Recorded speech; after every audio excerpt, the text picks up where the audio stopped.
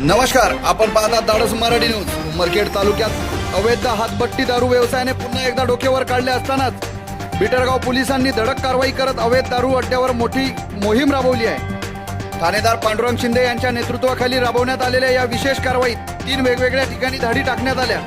या कारवाईत 3 जणांविरुद्ध गुन्हे दाखल करण्यात आले असून हजारो रुपयांचा मुद्देमाल घटनास्थळीच नष्ट करण्यात आला। पहिल्या कारवाईत भोजनगर येथील रंजना किसन मुळे यांच्या ठिकाणी पोलिसांनी धाड टाकून तब्बल 20 लिटर मास सडवा आणि 40 लिटर गावठी दारू जप्त केली। या मुद्देमालाची अंदाजे किंमत 14,000 रुपये असल्याचे सांगण्यात आले।